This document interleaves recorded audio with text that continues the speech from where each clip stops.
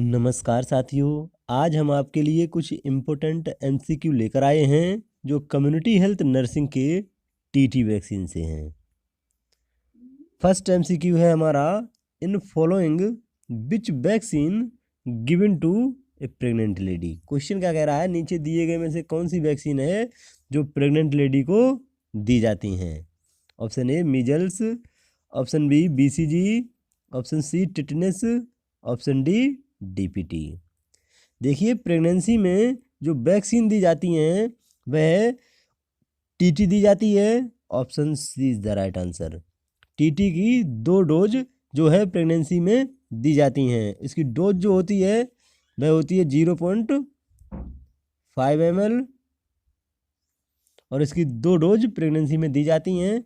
जो first dose दी जाती है वह 16 से 24 वीक पर दी जाती है और जैसे ही प्रेगनेंसी पता चलती है या रिकॉग्नाइज होती है प्रेगनेंसी तो दे देनी चाहिए। ज़रूरी नहीं कि 16 से 24 वीक पर ही दें। और इसकी सेकेंड डोज जो होती है वह 24 से 30 वीक पर दे देनी चाहिए। 24 से 30 वीक पर दे देनी चाहिए। और जो 2 डोज के बीच में जो मिनिमम टाइम होता है वह कम से कम 1 मंथ का होना चाहिए। 1 मंथ का 2 डोज के बीच में, जो टीटी की 2 डोज लगाई जाती हैं उनके बीच में कम से कम 1 महीने का गैप होना चाहिए। और जो सेकेंड डोज होती है, इम्पोर्टेंट फैक्ट है ये टीटी के बारे में, जो सेकेंड डोज होती है वह ईडीटी से जहाँ तक संभव हो 1 महीने पहले दे देनी चाहिए। जहाँ तक संभव हो ईडीटी जो होती है, एक्सपेक्टेड डेट ऑफ डिलीवरी से 1 महीने पहले दे देनी चाहिए। और जो अगर प्रेगनेंसी जो है, सेकेंड प्रेगनेंसी अगर होती है विद इन नेक्स्ट 3 ईयर, अगर सेकेंड जो प्रेगनेंसी होती है वह नेक्स्ट 3 साल से पहले अगर होती है तो उसमें केवल 1 डोज दी जाती है जो बूस्टर के तौर पर दी जाती है। उसमें 2 डोज नहीं दी जाती हैं अगर जो प्रेगनेंसी जो है वह नेक्स्ट 3 ईयर से पहले होती है तो। और लाइव वैक्सीन जो होती हैं वह प्रेगनेंसी में कंट्रा इंडिकेटेड होती हैं, उनको नहीं दिया जाना चाहिए। जैसे यहाँ पे मीजल्स हो गई और मीजल्स के साथ एक रूबेला होती है, ये लाइव वायरल वैक्सीन होती हैं जो प्रेगनेंसी में नहीं देनी चाहिए। क्वेश्चन में जो पूछा गया है option C is the right answer. चलते हैं नेक्स्ट क्वेश्चन की तरफ। नेक्स्ट क्वेश्चन है, an unimmunized pregnant women report for vaccination about 20 days prior to EDT, the nursing action will be to. Question पहले समझ लीजिए, क्वेश्चन क्या कह रहा है कि एक अनइम्यूनाइज्ड प्रेग्नेंट वुमन, अनइम्यूनाइज्ड का मतलब जिसको कोई भी इम्यूनाइजेशन नहीं हुआ है, कोई भी टीका नहीं लगा है, उन्होंने रिपोर्ट किया है यानी संपर्क किया है वैक्सीनेशन के लिए about 20 days prior to EDT. उन्होंने एक्सपेक्टेड डेट ऑफ डिलीवरी जो होती है उससे 20 days पहले एक नर्स से संपर्क किया है वैक्सीनेशन के लिए। तो नर्सिंग एक्शन उस समय क्या होना चाहिए। Option A, give 1 dose of TT and advise the second dose after delivery. Option B, give 2 dose of TT with second week interval. Option C, advise passive immunization after delivery. Option D, give antitoxin immunoglobin. देखिए, question में क्या पूछा गया है कि एक अनइम्यूनाइज्ड pregnant women है, उन्होंने ईडीटी से 20 days prior यानी 20 दिन पहले एक नर्स से संपर्क किया है वैक्सीनेशन के लिए। तो नर्सिंग एक्शन उस समय क्या होना चाहिए कि जो फर्स्ट डोज है टीटी की उसको तो एडमिनिस्टर कर देना चाहिए। जो फर्स्ट डोज होती है टीटी की उसको एडमिनिस्टर कर देना चाहिए। और सेकेंड डोज जो होती है वह 1 महीने के गैप पर, तो कम से कम डिलीवरी के बाद, मान लो 20 दिन पहले ईडीटी यानी एक्सपेक्टेड डेट ऑफ डिलीवरी से उन्होंने 20 दिन पहले संपर्क किया है तो 1 डोज लगा देनी चाहिए और दूसरी डोज जो है वह 1 month लेटर लगा देनी चाहिए। तो ऑप्शन ए जो है वह राइट आंसर है। Give 1 dose of TT and advise for second dose after delivery. Second dose जो है वह आफ्टर डिलीवरी लग जानी चाहिए, लगवा लेनी, इस तरीके से उसको एडवाइज कर देनी है। ऑप्शन बी जो है, give 2 dose of TT with 2 week interval. 2 week का इंटरवल जो है यह किसी भी वैक्सीन में नहीं होता है। इंटरवल जो होता है वह कम से कम 4 week होना चाहिए, या तो हम बोल सकते हैं 1 month होना चाहिए। 1 month होना चाहिए। क्वेश्चन में जो पूछा गया है option A is the right answer. चलते हैं नेक्स्ट क्वेश्चन की तरफ। नेक्स्ट क्वेश्चन है which of the following vaccine is routinely given in pregnancy. Question क्या कह रहा है कि नीचे दिए गए में से कौन सी वैक्सीन है जो रूटीनली प्रेगनेंसी में दी जाती हैं या दे देनी चाहिए। Option A influenza, option B oral polio, option C tetanus, option D rabies. देखिए जो प्रेगनेंसी में रूटीनली वैक्सीन जो दी जाती हैं वह टिटनेस दी जाती है, तो option C is the right answer. Tetanus की 0.5 ml की 2 डोज दी जाती हैं। 0.5 ml की 2 डोज इंट्रामस्कुलर दी जाती हैं। जो फर्स्ट डोज होती है जैसे ही प्रेगनेंसी का पता चले या रिकॉग्नाइज प्रेगनेंसी होती है उस समय दे दी जाती है, और सेकेंड डोज जो होती है वह 1 मंथ का गैप करके दे दी जाती है। 1 मंथ का गैप करके सेकेंड डोज दी जाती है।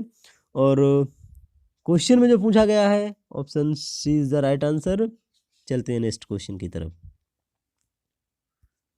नेक्स्ट क्वेश्चन है minimum interval between 2 dose of TT injection for a pregnant women should be. Question क्या कह रहा है कि मिनिमम इंटरवल जो होता है 2 डोज ऑफ टीटी इंजेक्शन, जो टीटी के इंजेक्शन लगते हैं उसमें मिनिमम जो इंटरवल होता है वह प्रेग्नेंट वुमेन में देने के लिए कितना होना चाहिए। Option A 8 week, option B 4 week, option C 3 week, option D 2 week. देखिए टीटी की जो 2 डोज लगाई जाती हैं प्रेगनेंसी के दौरान तो उनके बीच में कम से कम 4 वीक का गैप होना चाहिए, तो option B is the right answer. हम इस तरीके से भी बोल सकते हैं कि 1 मंथ का गैप होना चाहिए। 1 मंथ का गैप बोल सकते हैं या हम 4 वीक का गैप होना चाहिए, इस तरीके से भी बोल सकते हैं। तो ऑप्शन बी इसमें राइट आंसर है, क्योंकि minimum interval between 2 dose of TT injection for a pregnant woman should be minimum 4 week. Option B is the right answer. चलते हैं नेक्स्ट क्वेश्चन की तरफ। नेक्स्ट क्वेश्चन है the minimum number of dose of TT given to pregnant women is. Question क्या कह रहा है कि जो मिनिमम नंबर ऑफ डोज होती हैं टीटी की प्रेग्नेंट वुमेन के लिए वह कितनी होनी चाहिए। Option A 3, option B 1, option C 2, option D 4। देखिए एक बार फिर आप समझ लीजिए कि जो टीटी इंजेक्शन होता है इसकी प्रेग्नेंट वुमेन में 2 डोज रिक्वायर्ड होती हैं, तो option C is the right answer. 2 dose जो होती हैं वह टीटी की रिक्वायर्ड होती हैं, जिसमें डोज जो होती है 0.5 ml और इंट्रा मस्कुलर दी जाती है, तो option C is the right answer. चलते हैं नेक्स्ट क्वेश्चन की तरफ। नेक्स्ट क्वेश्चन है which of the following vaccine contraindicated in pregnancy. Question क्या कह रहा है कि नीचे दिए गए में से कौन सी वैक्सीन है जो कंट्रा इंडिकेटेड होती है प्रेगनेंसी में। Option A rubella, option B diphtheria, option C tetanus, option D hepatitis. देखिए जो प्रेगनेंसी होती है उसमें कोई भी लाइव वायरल वैक्सीन होती हैं वह नहीं देनी चाहिए, क्योंकि वह फीटल जो होता है उसको प्रॉब्लम क्रिएट कर सकती हैं, फीटल पर टेरेटोजेनिक इफेक्ट काउज कर सकती हैं। इसलिए जो लाइव वैक्सीन होती हैं वह प्रेगनेंसी में कंट्राइंडिकेटेड होती हैं। तो इसमें रूबेला जो है वह लाइव वायरल वैक्सीन है, तो ऑप्शन ए जो है वह कंट्राइंडिकेटेड होती है प्रेगनेंसी में, इसलिए option A is the right answer. दी जाती हैं कौन सी वैक्सीन, टिटनेस की वैक्सीन जो होती है वह प्रेगनेंसी में दी जाती है, और रूबेला वैक्सीन जो होती है वह कंट्राइंडिकेटेड होती है प्रेगनेंसी में, तो option A is the right answer. चलते हैं नेक्स्ट क्वेश्चन की तरफ। नेक्स्ट क्वेश्चन है a 7-year-old girl is to begin her first immunization schedule according to recommended guideline which of the following vaccine is not needed. Question क्या कह रहा है कि एक 7-year-old गर्ल है जो अपना फर्स्ट इम्यूनाइजेशन शेड्यूल स्टार्ट करना चाहती हैं। अकॉर्डिंग टू रिकमेंडेड गाइडलाइन के अनुसार नीचे दिए गए में से कौन सी वैक्सीन है जिसकी आवश्यकता नहीं है, यानी नॉट नीडेड है। Option A polio, option B measles, option C pertussis, option D mumps. देखिए जो 7 साल की गर्ल है जिसको इम्यूनाइजेशन अपना फर्स्ट स्टार्ट कराना चाहती है तो उसमें कौन सी वैक्सीन है जो नहीं देनी चाहिए, तो वो है pertussis. Option C is the right answer. जो डीपीटी होती है, डीपीटी, इसका जो पी पार्ट होता है वह मान लो 7 साल की गर्ल में जो पी पार्ट होता है डीपीटी का वह रिमूव कर दिया जाता है, क्योंकि जो पर्ट्यूटिस होती है, जो पर्ट्यूटिस इन्फेक्शन होता है, इसकी सीवियरिटी जो होती है वह जैसे जैसे एज बढ़ती है वैसे वैसे इसकी सीवियरिटी जो होती है वह डिक्रीज हो जाती है। तो जो पर्ट्यूटिस का जो टीका होता है यानी पी पार्ट होता है डीपीटी का वह आवश्यक नहीं होता है। अगर उसने 7 साल की गर्ल है जिसने प्राइमरी इम्यूनाइजेशन भी नहीं लिया है तो उसको पी हटा के और उसको डीटी की 2 डोज जो होती हैं वह एडमिनिस्टर की जाती हैं। तो पी पार्ट को रिमूव किया जाता है, तो option C is the right answer. और कौन सी एडमिनिस्टर करनी चाहिए, डी और टी।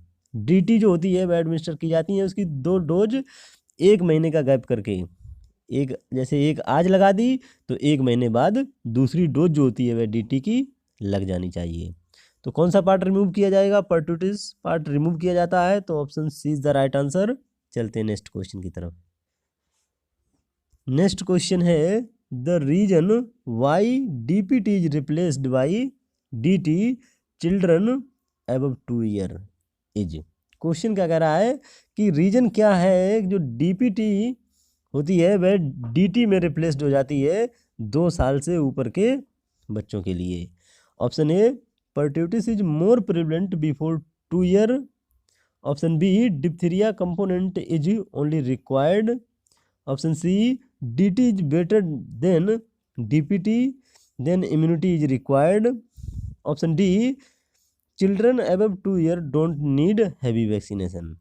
देखिए जो ऑप्शन ए जिसमें है वह राइट आंसर है। क्या रीजन होता है कि pertussis is more prevalent before 2 year age, तो option A is the right answer. क्या रीजन होता है कि जो पर्ट्यूटिस होता है वह मोर प्रिवलेंट होता है बिफोर 2 ईयर, 2 साल से पहले जो पर्ट्यूटिस इन्फेक्शन होता है वह मोर प्रिवलेंट होता है, और 2 साल के बाद उसकी जो सीवियरिटी ऑफ द इन्फेक्शन होती है वह डिक्रीज हो जाती है। इसलिए डीपीटी का जो पी पार्ट होता है वह रिमूव कर दिया जाता है और वह रिप्लेस कर दी जाती है डीटी में। तो डीटी जो होती है वह दी जाती है, डीपीटी की जगह जो पी पार्ट होता है वह रिमूव कर दिया जाता है। तो ऑप्शन ए जो इसमें है राइट आंसर, क्योंकि pertussis is more prevalent before 2 year of age, तो option A is the right answer. चलते हैं नेक्स्ट क्वेश्चन की तरफ। नेक्स्ट क्वेश्चन है a 6 year old having no immunization should be given. Question बिल्कुल सेम है, थोड़ा सा समझने की जरूरत है। एक 6 साल का बच्चा है जिसको कोई भी इम्यूनाइजेशन नहीं हुआ है, तो उसको कौन सा इम्यूनाइजेशन करना चाहिए, यानी कौन सी वैक्सीन जो है उसको देनी चाहिए।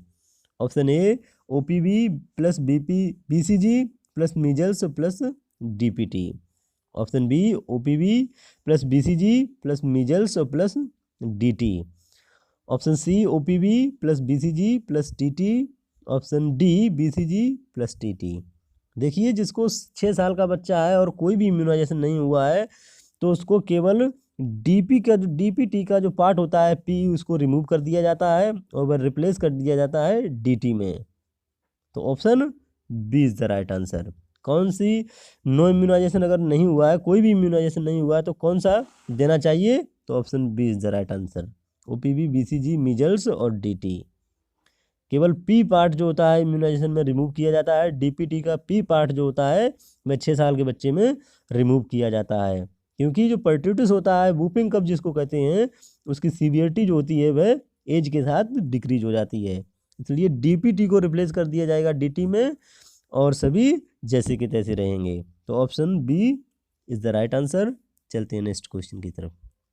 नेक्स्ट क्वेश्चन है injecting of antigen, anti serum और antitoxin into an individual to produce immunity to a specific disease is called. Question क्या कह रहा है कि एंटीजन, एंटी सीरम और एंटीटॉक्सिन का एक व्यक्ति में लगाना जो इम्यूनिटी प्रोड्यूस करता है स्पेसिफिक डिजीज के लिए, उसको क्या कहते हैं। Option A inoculation, option B concurrent infection, option C susceptibility, option D carrier control. देखिए किसी व्यक्ति में एंटीजन, एंटी सीरम और एंटीटॉक्सिन किसी भी व्यक्ति में इंजेक्ट करना जो डिजीज के प्रति इम्यूनिटी प्रोवाइड करता है, स्पेसिफिक डिजीज के प्रति इम्यूनिटी प्रोवाइड करता है, तो उसको इनोकुलेशन बोलते हैं। Option is the right answer. Inoculation क्या होता है? ये एक वैक्सीनेशन का, जैसे वैक्सीनेशन का जो वर्ड होता है, इसी को हम इनोकुलेशन बोलते हैं। Inoculation means vaccination. आप इस तरीके से याद रख लीजिए कि जो इनोकुलेशन वैक्सीनेशन होता है, एक इसका सिनोनिम होता है इनोकुलेशन। जो वैक्सीनेशन वर्ड होता है, इसका सिनोनिम्स होता है एक इनोकुलेशन। तो जो भी इंजेक्ट करते हैं हम एंटीजन, एंटी सीरम, एंटीटॉक्सिन किसी भी व्यक्ति में जो इम्यूनिटी प्रोवाइड करता है स्पेसिफिक डिजीज के लिए, तो उसको हम इनोकुलेशन बोलते हैं या फिर हम वैक्सीनेशन बोलते हैं। एक स्पेशल वर्ड दिया है, इसलिए कंफ्यूज ना होना। Inoculation just like a vaccination. तो option is the right answer. Concurrent infection क्या होता है? किसी एक समय के टाइम में, सेम पीरियड ऑफ टाइम में एक साथ दो तरीके के इन्फेक्शन होना, बैक्टीरियल इन्फेक्शन होना और वायरल इन्फेक्शन भी होना, तो वो हो जाता है कॉन्करेंट इन्फेक्शन। ससेप्टिबिलिटी क्या होती है? जैसे किसी व्यक्ति को कोई भी इम्यूनाइजेशन नहीं दिया गया है और उसकी इम्यूनिटी भी जो है वह वीक है, तो वह ज़्यादा ससेप्टिबल होगा इन्फेक्शन के लिए। तो ससेप्टिबिलिटी क्या होती है, आप समझ ही गए होंगे। क्वेश्चन में जो पूछा गया है, option is the right answer. चलते हैं नेक्स्ट क्वेश्चन की तरफ। नेक्स्ट क्वेश्चन है, which of the following is not a live vaccine. Question क्या कह रहा है कि नीचे दिए गए में से कौन सी है जो लाइव वैक्सीन नहीं है? Option A typhoid, option B Hib vaccine, option C OPV, option D BCG. देखिए क्वेश्चन में पूछा क्या गया है कि कौन सी वैक्सीन है जो लाइव नहीं है।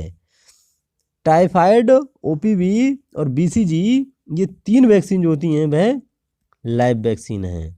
और जो हिब वैक्सीन होती है यह किल्ड वैक्सीन होती है। तो ऑप्शन बी जो है वह लाइव नहीं है। Option B is the right answer.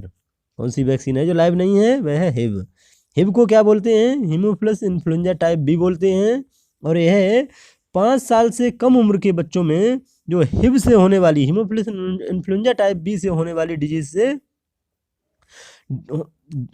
Disease से रिस्क को कम करता है। एग्जाम्पल के लिए चाइल्डहुड एपिग्लोटाइटिस और मेनिंजाइटिस जो होती है, उनके रिस्क को कम कर देता है। और इसकी डोज जो होती हैं वह 6 वीक, 10 वीक और 14 वीक पर दी जाती हैं। हिब की 3 डोज दी जाती हैं, लेकिन अब जो हिब है, हीमोफिलस इन्फ्लुएंजा टाइप बी, यह जो पेंटावलेंट वैक्सीन होती है उसमें इंक्लूड की गई है। तो जो क्वेश्चन में पूछा गया है, option B is the right answer. चलते हैं नेक्स्ट क्वेश्चन की तरफ।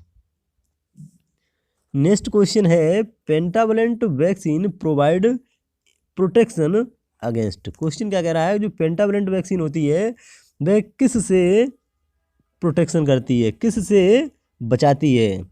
Option A diphtheria, pertussis, tetanus, hepatitis B और haemophilus influenza B. Option B polio, TB, measles, mumps और haemophilus influenza B. Option C measles, mumps, rubella, TB और haemophilus. Option D measles, mumps, rubella, hepatitis B और Hib. देखिए जो pentavalent vaccine होती है इसमें DPT, hepatitis B जो होती है और एक हिब जो होती है, हेपेटाइटिस बी और एक जो हिब होती है जिसको हम बोलते हैं Hib, haemophilus influenza B. DPT, hepatitis B और हीमोफिलस इन्फ्लुएंजा बी पेंटावलेंट जो वैक्सीन होती है 5 डिजीज से हमें इम्यूनिटी प्रोवाइड करती है। तो option A is the right answer. Diphtheria, pertussis, tetanus, hepatitis B और हीमोफिलस इन्फ्लुएंजा टाइप बी, ये 5 डिजीज जो होती हैं इनसे इम्यूनिटी प्रोवाइड करती है हमें जो पेंटावलेंट वैक्सीन होती है। इसकी डोज जो होती हैं वह 6 वीक पर एक दी जाती है, एक 10 वीक पर दी जाती है, 6 वीक, 10 वीक और एक 14 वीक पर दी जाती है। और यह मिनिमम 1 साल से कम उम्र में ही दी जाती है, 1 साल से ऊपर के बच्चों में नहीं दी जाती है। इसकी कोई भी बूस्टर डोज की ज़रूरत नहीं होती है, केवल 3 डोज इसकी लगाई जाती हैं और इसकी कोई भी बूस्टर डोज की आवश्यकता नहीं है। और यह लगाई जाती है IM 0.5 ml इंट्रामस्कुलर लगाई जाती है। तो जो पेंटावलेंट वैक्सीन क्वेश्चन में जो पूछा गया है, option A is the right answer. Thank you. खुश रहो, मस्त रहो, मेहनत से पढ़ते रहो। जानकारी अच्छी लगी हो तो चैनल को सब्सक्राइब कीजिए।